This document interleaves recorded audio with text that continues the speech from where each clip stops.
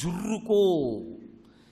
జుర్రుకో అన్న మాటకు అర్థం నువ్వు ఎటువైపు నుంచి తాగినా అలా తాగగలిగినటువంటి రసికుడవు కా. అంత భక్తితో ఇది సాక్షాత్ వ్యాస భగవానుడిచ్చింది. పైగా దానికి ఉన్నటువంటి గొప్పతనం శుకముఖదామృత ద్రవ సంయుతం. అసలే మిగలముగ్గిన పండు, దాన్ని చిలక కొట్టింది. ఇప్పుడు అది బాగా పండిందని గుర్తు ఏంటంటే చిలక కొట్టిందండి అంటాడు. అలా అసలే వ్యాసప్రోక్తమైనటువంటి భాగవతం. ఈ భాగవతాన్ని శుకమహర్షి ప్రవచనం చేశారు. మిగిలినటువంటి పౌరాణిక వాంగ్మయాన్ని అంతటినీ కూడా ప్రవచనం చేసినవాడు సూతుడు. ఒక్క భాగవతాన్ని మాత్రం శుకుడు ప్రవచనం చేశాడు. అసలు శుక అన్న శబ్దంలోనే ఒక విచిత్రం. ఇక కర్మ చెయ్యవలసినటువంటి స్థితిని దాటిపోయి పరిపూర్ణమైన జ్ఞానిగా మిగిలిపోయిన వాడెవరో వాడు మాత్రమే భాగవతాన్ని ప్రవచనం చేశాడు మొట్టమొదటిసారి. ఆయన పరమవైరాగ్య సంపత్తి కలిగినటువంటి వాడు. ఆయనకి దేని మీద వ్యామోహం లేదు. ఎంత వ్యామోహం లేదు అంటే కేవలము ఒక ఆవు పాలు పితకడానికి ఎంత సమయం పడుతుందో అంతకన్నా ఎక్కువ సమయం ఉండడు. అసలు పరదేవత సృష్టించినటువంటి ఈ సృష్టిలో ఒక అత్యద్భుతమైనటువంటి స్వరూపము శుకమహర్షి. ఆయన పుట్టుకతో బ్రహ్మజ్ఞాని. అసలు ఆయనకి ఏదో బోధ తర్వాత జ్ఞానం కలగడం, భక్తితో కూడిన కర్మాచరణం తర్వాత జ్ఞానం కలగడం కాదు. ఆయన కేవలం ఒక పుట్టుకతోనే అంతటి జ్ఞానిగా భాషించాడు. ఎంతటి జ్ఞాని అంటే మీరు ఎప్పుడైనా ఎక్కడైనా శుకమహర్షి బట్ట కట్టుకుని కూర్చున్నట్లుగా ఒక్క చోట ఒక్క చిత్రాన్ని మీరు చూశారా? ఉండదు. కనీసం కౌపీన ధారణ కూడా ఆయన చేయరు. అంటే అంత వైరాగ్య సంపత్తి కలిగినవాడు, అంతటి మహాజ్ఞాని. అంతటి మహాజ్ఞాని, అంతటి వైరాగ్యం ఉన్నవాడు, లింగభేదము కూడా తెలియనివాడు, మనస్సు కదలనటువంటి వాడు, అంతటి తపోనిష్టాగరిష్ఠుడు. అటువంటి మహానుభావుడైతే ఆయన మాత్రమే భాగవతాన్ని ప్రవచనం చెయ్యడానికి అర్హతని పొందాడు. అందుకే మీకు అక్కడ తేడా కనపట్టాలా? మిగిలిన వాంగ్మయం అంతా ఒకెత్తు, ఒక్క భాగవతం ఒకెత్తు. ఒక్క భాగవతాన్ని ప్రవచనం చెయ్యాలి అంటే ఒక బ్రహ్మవేత్త, ఒక బ్రహ్మర్షి, ఒక బ్రహ్మమును తెలుసుకున్నవాడు ఆయన మాత్రమే ప్రవచనం చేయవలసి వచ్చింది. అది కూడా ఎవరికి ప్రవచనం భాగవతం అంటే మృత్యుభయంతో ఉన్నవాడికి కాదు, నేను ఏది వింటే మళ్ళీ పుట్టనన్నవాడి కోసం చెప్పవలసి వచ్చింది.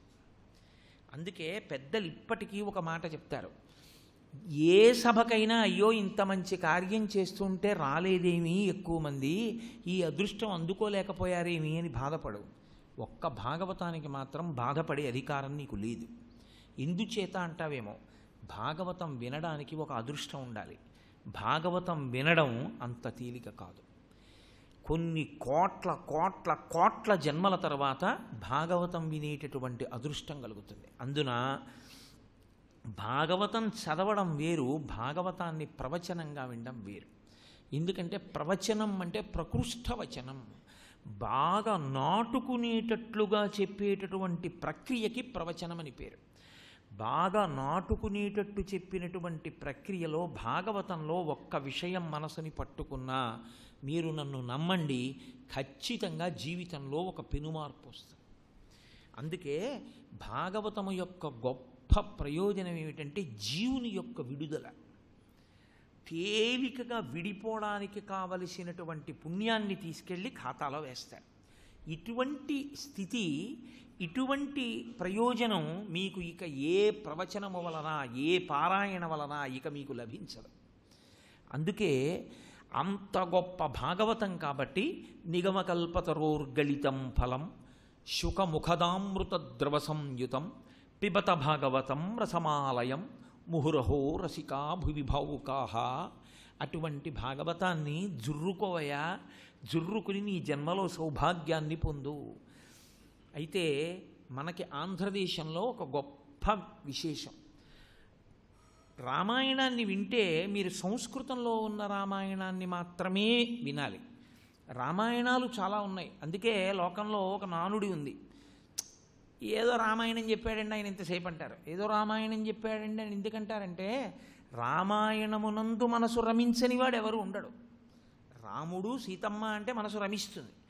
రమించిన ప్రతివాడికి రామాయణాన్ని వ్రాయాలనిపిస్తుంది. కొంచెం వ్రాయగలిగిన శక్తి ఉంటే రాయాలనిపిస్తుంది. కాబట్టి ఎన్ని రామాయణాలు వచ్చాయో లోకంలో, ఇన్ని రామాయణాలు వచ్చినా అవన్నీ చదువుకుని సంతోషించడానికి. రామాయణం రామాయణంగా మీకు ప్రయోజనం అందించగలిగినది ఒక్క వాల్మీకి రామాయణమే. అదే సత్యం. అందుకే మీకు ఎప్పుడైనా రామాయణం యొక్క పారాయణ ఫలితం కావాలి అంటే వాల్మీకి మహర్షి విరచితమైన రామాయణాంతర్గతమైన శ్లోకములను వినడం వల్ల, పారాయణ చేయడం వల్ల వస్తుంది తప్ప ఎంతటి మహాత్ములైనా వాళ్ళు చేసినటువంటి అనువాదములకు వాల్మీకి రామాయణ శ్లోకమునకున్న శక్తి లేదు. జయత్యతి బలో రామో లక్ష్మణశ్చ మహాబల రాజా జైతి సుగ్రీవో రాఘవేణాభిపాలిత అని జయమంత్రం ఉందనుకోండి, దాన్ని ఆంధ్రీకరించిన వారు లేకపోలేదు, ఉన్నారు. కానీ మీరు ఆ పద్యాలు చదువుకుంటే జయమంత్రానికి ఉన్న శక్తి వస్తుందా అంటే ఒక్కనాటికి రాదు. ఆదిత్య హృదయాన్ని ఆంధ్రీకరించారు, కానీ ఆదిత్య హృదయం అంటే వాల్మీకి కృతమైన ఆదిత్య హృదయమే. అంతేగాని ఎవరో ఆంధ్రీకరించిన ఆదిత్య హృదయం చదువుకుంటానండి అంటే ప్రయోజనం ఉండదు దానికి. కానీ భాగవతం విషయంలో మాత్రం తెలుగువాడన్న ప్రతివాడు సంతోషించవలసినటువంటి ఒక విచిత్రం జరిగింది. 12 స్కందములతో కూడుకున్నటువంటి వ్యాసప్రోక్తమైన సంస్కృత భాగవతమునకు ఎంత శక్తి ఉన్నదో ఆంధ్రీకరింపబడినటువంటి భాగవతానికి అంతే శక్తి. రుక్మిణీ కళ్యాణాన్ని సంస్కృతంలో ఉన్న శ్లోకాలు చదివితే ఏ ఫలితం వస్తుందో, పోతన గారు ఆంధ్రీకరించినటువంటి రుక్మిణీ కళ్యాణం పద్యాలు చదువుకుంటే అదే ఫలితం వస్తుంది. అష్టమస్కంధం గజేంద్రమోక్షంలో వ్యాస భగవానుడు చేసిన శ్లోకములు విన్నప్పుడు ఏ ఫలితం వస్తుందో, ఆంధ్రీకరించిన పోతన గారి యొక్క పద్యములు చదువుకున్న వాళ్ళకి అదే ఫలితం వస్తుంది. అంటే అసలు భాషకు ఒక దివ్యత్వం వచ్చింది. ఇప్పుడు అసలు భాగవతాన్ని అనేక భాషలలో ఆంధ్రీకరింపబడి ఉండవచ్చుగాక, ఆంధ్ర భాగవతానికి ఉన్న ప్రశస్తి ఈ దేశంలో ఉన్న ఏ భాషలో వ్రాయబడినటువంటి భాగవతానికి లేదు. ఇది తెలుగు వాళ్ళమైనటువంటి మనమందరం కూడా అత్యంత ఆనందం పొందవలసినటువంటి విషయం. శుకుడు ఎంతటి కారణజన్ముడో, మహానుభావుడైనటువంటి పోతన గారు కూడా అంతటి మహితాత్ముడు. నాకైతే ఒక్కొక్కసారి అనిపిస్తుంది, పరదేవత ఈ లోకంలో సాధన చేసుకుని తరించవలసినటువంటి వాళ్ళని కొన్ని కోట్ల కోట్ల కోట్ల కోట్ల మందిని సృజించి ఆవిడికే విసుగొచ్చి ఉంటుంది. ఏమిట్రా వీళ్ళందరూ మోసపోసినట్టు ఒకలాంటి వాళ్ళే, పుణ్యపాపాలకి కట్టుబడేవాళ్ళు. ఒక్కడు పుట్టుకతోటువంటి మహాభక్తుడు మహాజ్ఞాని అయిన వాడిని సృజిస్తాననుకుంటుంది. కాబట్టి కొన్ని కోట్ల మంది సామాన్యులు సృష్టింపబడిన తర్వాత ఒక కారణజన్ముడిని ఆవిడ సృజిస్తూ ఉంటుంది. ఆయన పుట్టుకతోనే అటువంటి జ్ఞానాన్ని పొందుతాడు. శుకుడు ఆ కోవకి చెందినటువంటి వాడు. మళ్ళీ మహానుభావుడు పోతన గారు అటువంటి స్థాయిని పొందిన వ్యక్తి. అందుకే పోతన గారు ఆయన భాగవతం 2 కాదు. పోతన గారు అనేటప్పటికీ మనకి జ్ఞాపకానికి వచ్చేది భాగవతమే. నిజానికి ఆయన చాలా చేశారు. వీరభద్ర విజయం అని నేను శివమహాపురాణం చెప్పినప్పుడు పార్వతీ కళ్యాణం పద్యాలన్నీ పోతన గారు చేసినటువంటి వీరభద్ర విజయంలో పద్యాలే చెప్పాను కూడా. అంత అద్భుతంగా ఉంటాయి ఆ పద్యాలు. భోగినీ దండకం చేశారు. అయినా పోతన గారి పేరు చెప్పేటప్పటికి మనకి అవేమీ జ్ఞాపకానికి రావు. పోతన గారి పేరు చెప్పేటప్పటికి జ్ఞాపకం వచ్చేది ఒక్క భాగవతమే. అసలు పోతన గారి భాగవతంలో ఒక్క పద్యం కూడా రానటువంటి వాళ్ళు ఈ గడ్డ మీద ఉండేవారు కాదు పూర్వం. ఎంత ఈ పద్యాలు రాని వాళ్ళు కూడా ఎవ్వని చేజనించు జగమెవ్వని లోపల నుండు లీనమ ఇలాంటి పద్యమో, నీ పాదకమల సేవయు నీ పాదార్చుకల తోడి నెయ్యము లాంటి పద్యమో, ఏదో ఒక పద్యం పోతన గారి చేత రచింపబడినటువంటి భాగవతంలో ఉన్నటువంటి పద్యం నాలుక మీద నర్తించినటువంటి వాడు తెలుగువాడు కానీ కాడు. అంత స్థితిని పొందింది పోతన గారి భాగవతం. బహుశः అటువంటి స్థితిని ఇంకా ఏ గ్రంథమూ పొందలేదు. పోతన గారు భాగవతాన్ని ఆంధ్రీకరిస్తూ ప్రారంభంలోనే ఒక పద్యం చేశారు. నిజానికి ఆ పద్యమే భాగవతం. అసలు యథార్థంగా మాట్లాడాలంటే ఆ ఒక్క పద్యాన్నే వ్యాఖ్యానం చేయడమే భాగవతాన్నంతటినీ వ్యాఖ్యానించడం. ఆ ఒక్క పద్యం చెప్తే భాగవతం అంతా చెప్పేసినట్టే. ఆయన యొక్క శక్తి అది, ఆయన భక్తికి అలా పడింది ఆ పద్యం. ప్రారంభంలో శ్రీకైవల్య పదంబు చేరుటకునై చింతించెదన్ లోకరక్షైకారంభకు భక్తపాలన కళా సంరంభకున్ దానవోద్రేక స్తంభకు కేళి లోల విలస దృగ్జాల సంభూత నానా కంజాత భవాండ కుంభకు మహానందాంగనా డింబకున్ అంటూ మొదలుపెట్టారు.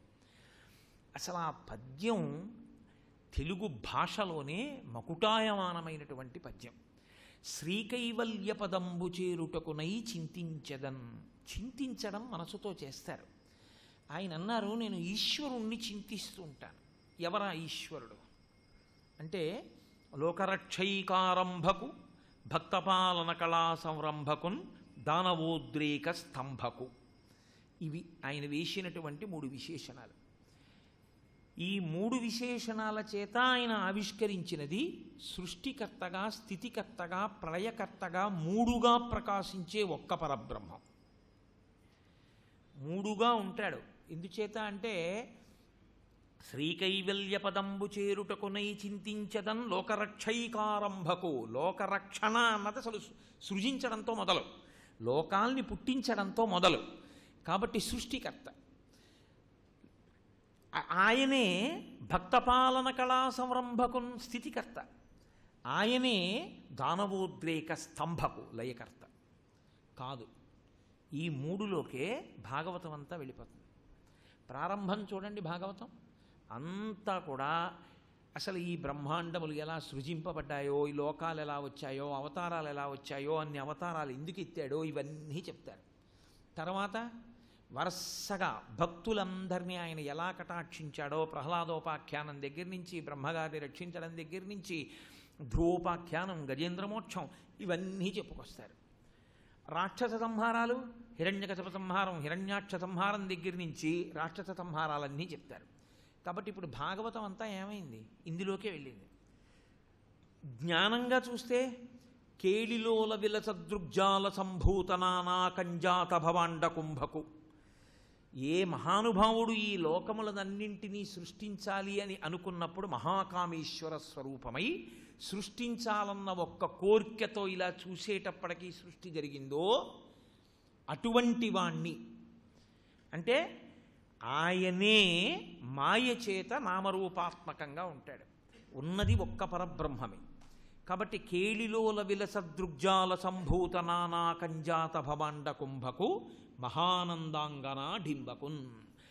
ఆయనని రాశీభూతమైనటువంటి వాడిగా చూస్తే, ఒక రూపంతో చూస్తే ఆయనే కృష్ణ పరమాత్మ. మహానందాంగనా డింబకున్. ఎందుకని? నందుని యొక్క భార్య, నందుని యొక్క అంగన యశోదాదేవి. ఆ యశోదాదేవి యొక్క డింబకుడు, కొడుకు. మళ్ళీ చిత్రం ఏమిటి? మహానందాంగన. ఆ వేసేటప్పుడు నందనుడు అన్న శబ్దం ఎవరికి వర్తిస్తుంది అంటే కొడుక్కి వర్తిస్తుంది. అందుకే కొడుకుని నందన అని పిలుస్తారు. యశోదానందనుడు, కౌసల్యానందనుడు, కైకేయీనందనుడు. ఎప్పుడు కొడుకుని పిలిచినా నందన. వాడు వీధిలో వాళ్ళకి సంతోషం ఇవ్వడానికి ఏదైనా ఒక ప్రత్యేకమైన పని చేసి సంతోషాన్ని ఇవ్వాలేమో కానీ వాడు పుట్టగానే సంతోషిస్తారు తల్లిదండ్రులు. అమ్మయ్య కొడుకు పుట్టాడు రా అంటారు. ఆ కొడుకు పుట్టాలని ఎన్ని నోములు, ఎన్ని వ్రతాలు చేస్తారో కూతుళ్ళున్నా కూడా. కాబట్టి వాడు పుడుతూనే అమ్మయ్య కొడుకు పుట్టాడని ఒక పెద్ద తృప్తిని తండ్రికి తల్లికి ఇచ్చాడు. కాబట్టి వాడు నందనుడు. మహానందాంగనాడింబకున్ అని ఇక్కడ అన్నప్పుడు ఆయన నందుని యొక్క అంగన అయినటువంటి యశోదాదేవి యొక్క కుమారుడు ఒక అర్థం. వేరొక అర్థం అది కాదు. ఆయన ఎవరు? ఆ పరబ్రహ్మము. అంటే అసలు ఏ భేదము లేనటువంటి స్థితిని పోతన గారు తీసుకొస్తున్నారు. లోకంలో ఆనందాన్ని కొలుస్తారు. మనుష్యానందము అంటే మనిషి పొందగలిగిన ఆనందానికి ఒక పరిమితి ఉంటుంది. బ్రహ్మమును ఆనందించడం వేరు. మనుష్యానందము అంతకన్నా గొప్పది ఏదో దేవతానందము, అంతకన్నా గొప్పది ఇంద్రానందము, అంతకన్నా గొప్పది బృహస్పతి ఆనందము. అలా ఆనందాల్ని లెక్క పెట్టుకుంటూ వెళ్ళిపోతే చిట్ట చివర ఉండేటటువంటి ఆనందము ఇక లోకమునందు వేరొక వస్తువు లేకుండా ఇందాక నేను దక్షిణామూర్తి గురించి ఆవిష్కరించినప్పుడు చెప్పినటువంటి ఒకే ఒక పదార్థముగా నిలబడి అనుభవించిన ఆనందం ఏదున్నదో దానికి బ్రహ్మానందం అని పేరు. ఇప్పుడు ఆ బ్రహ్మానందాన్ని కూడా దాటిపోతే ఉండేటటువంటి స్థితి మహానందం. దాన్ని మహానందము అంటారు. ఆ మహానందం ఎవరు అంటే మహానందాంగన ఎవరంటే అమ్మవారు. అందుకే ఖడ్గమాలలో అమ్మవారికి ఒక నామం ఉంది, మహానందమయీ అని. మహానందాంగన పరదేవత. ఆ పరదేవత అందరికీ తల్లి. సౌందర్యలహరిలో శంకర భగవత్పాదులు ప్రతిపాదన చేస్తారు, రణీజిత్వాదైత్యానపహృత శరస్త్రై కవచిభి అని. విష్ణు భగవానుడు కూడా ఆమెకి కుమారుడుగానే ఉంటాడు. అటువంటి మహానందాంగన అయినటువంటి పరదేవత యొక్క డింబకుడు. ఆ మహానందాంగన కొడుకు ఈ కృష్ణుడు. ఎలా అయ్యాడు? కరాంగుళి నఖోత్పన్న నారాయణ దశాకృతి. అమ్మవారు ఇలా అంటే 10 అవతారాలు వచ్చాయి. ఇప్పుడు దశావతారాలు అమ్మవారి గోళ్లల్లోంచి వచ్చాయి కాబట్టి మహానందాంగన యొక్క డింబకుడు కృష్ణుడు ఒక అర్థం. అప్పుడు ఏమైంది? పోతన గారు ఎవరిని స్తోత్రం చేస్తున్నారని మీరు అనుకోవాలి. పోతన గారు పరమశైవుడు. ఆయన గొప్ప శివభక్తి తత్పరుడు. ఆయనే కాదు, ఆయన తండ్రి గారి పేరు కేసన, ఆయన తల్లిగారి పేరు లక్కమాంబ. లక్కమాంబ గారి పేరు మీద ఆయన ఒక పద్యం చేశారు భాగవతంలో. అందులో ఆయన అంటారు, మా అమ్మకి 2 తెలుసు. ఒకటి మా నాన్నగారు అయినటువంటి కేసన ఏం చెప్పారో అది చేయడం, రెండవది పరమేశ్వరుడు గురించే చింతన చేస్తూ ఇంటికొచ్చిన వాళ్ళని ఆదరించడం. ఈ 2 తెలుసున్నటువంటి మహాసాధ్వి లక్కమాంబ. అందుకుని నేను మిగిలిన ఆడవాళ్లతో మా తల్లిని పోల్చలేను అన్నారు. అంత గొప్ప తల్లి లక్కమాంబ, అంత గొప్పవారు కేసన. ఈ కేసన లక్కమాంబల యొక్క సంతానంలో వచ్చినటువంటి వాడు 2 మగపిల్లలు. అందులో పెద్దవాడు తిప్పన, రెండవ వారు పోతన. పోతన గారు, తిప్పన గారు, కేసన గారు, వీళ్ళ ముందున్న వాళ్ళు వీళ్ళందరూ పరమ శివభక్తులు. ఎంత శివభక్తులో అంత దుర్గారాధకులు. సాధారణంగా లోకంలో ఒక లక్షణం ఉంటుంది, దుర్గని ఎవరు బాగా ఆరాధన చేస్తారో వారు మహదైశ్వర్యవంతులు అవుతారు. దుర్గ ఐశ్వర్యకారకురాలు. అటువంటి దుర్గ మీకు చాలా సమీపంలో ఉంది, ఇంద్రకీలాద్రి మీద. ఆ దుర్గమ్మని ఆరాధించారు. ఐశ్వర్యములలోకెల్లా గొప్ప ఐశ్వర్యమునకు భూతి అని పేరు. మనం విభూతి అంటుంటాం, భూతి ధారణ చేశాడు అంటారు. విభూతికి, భూతికి అంటే మనం పెట్టుకునేటటువంటి బూదికి పరమైశ్వర్యం అని పేరు. ఎందుకంటే ఇక అది మారదు, అదే శాశ్వతం. చిట్ట చివరికన్నీ దానిగానే మారతాయి కాదు. అసలు మళ్ళీ పునఃసృష్టి చేసేటప్పుడు సృష్టి చెయ్యడానికి కావలసిన సమస్త శక్తులను ఆ బూది కణములలో పెట్టి పరమేశ్వరుడు ఒంటికి రాసుకుని ఉంచుకుంటాడు మళ్ళీ పునఃసృష్టికి. అందుకే బూది అంత శక్తివంతం. పరమైశ్వర్యం ఇవ్వడం దుర్గాదేవి అంటే ఆ జ్ఞానం ఇవ్వడమే. ఆ భక్తి జ్ఞానములను ఇస్తుంది, ఆ వైరాగ్యాన్ని తల్లి. కాబట్టి వాళ్ళు గొప్ప దుర్గారాధకులు. కాబట్టి పోతన గారి దృష్టిలో పరమేశ్వరుడు అన్నప్పుడు కేవలము విష్ణువో, కేవలము శివుడో, కేవలము పరదేవతో కాదు, ఆ పరబ్రహ్మము. అది నిర్గుణము. నిర్గుణమైన పరబ్రహ్మము అనేకమైనటువంటి సగుణ స్వరూపములను పొందింది. కాబట్టి ఆయనకి భేదబుద్ధి లేదు. అందుకే ఆయన ఒక మాట అంటారు, చేతులారంగ శివుని పూజింపడేని, నోరు నొవ్వంగ హరికీర్తి నుడువడేని, దయయు సత్యంబు లోనుగా తలపడేని, కలుగనీటికి తల్లుల కడుపు చేటు అంటారు. చేసేటప్పుడు శివపూజని అంత సంతోషంతో చేయవలసి ఉండాలి. శివపూజ చేసేటప్పుడు శివలింగాన్ని ఆరాధన చేస్తారు. యజుర్వేదాంతర్గతమైనటువంటి ఆ రుద్రాధ్యాయంతో అభిషేకం చేస్తుంటే అంతా కలిపి, అందున విచిత్రం ఏమిటి, ఏదో అన్నీ పనికొచ్చేవన్నీ నువ్వని చెప్పడం కాదు. నమ చోరాయచ తస్కరాణం పతయే నమో నమో, దొంగ కూడా నువ్వే అంటూ పరమజ్ఞానము కొరకు శివలింగాన్ని ఆరాధన చెయ్యాలి. సాయంకాలం వేళ శ్రీ మహావిష్ణువుని స్తోత్రం చెయ్యవలసి వస్తే నోరు నొప్పెట్టేటట్టుగా చెయ్యాలి. నోరు నొవ్వంగ హరికీర్తి నుడువడీని, వాళ్ళిద్దరి మధ్య అభేదాన్ని పాటించాలి. దయయు సత్యంబు లోనుగా తలపడేని, దయా సత్యము ఈ రెండిటినీ పట్టుకుని ఉండని వాడెవడో వాడు కలుగనీటికి తల్లుల కడుపు చేటు. 9 నెలలు అమ్మ కష్టపడి కడుపులో పెట్టుకోవడం ఎందుకు? ప్రసవ వేదనతో మృత్యు సదృశమైనటువంటి బాధని అనుభవించి వాడిని కండం ఎందుకు? ఇవి లేనివాడంత పనికి మాలినవాడు లోకంలో లేడు అన్నారు పోతన గారు. మనకి సంప్రదాయంలో శంకర భగవత్పాదుల మార్గంలో ఉండే వాళ్ళ గురించి ఓ మాట చెప్తారు. అంతఃశక్తాః బహిశ్యయో జనమధ్యేతు వైష్ణవః. శృంగగిరి పీఠాధిపతులు భారతీ తీర్థస్వామి వారు కూడా ఆ కోవే. అంతఃశక్తాః లోపల అమ్మవారి పాదాలు పట్టుకుని ఉంటారు.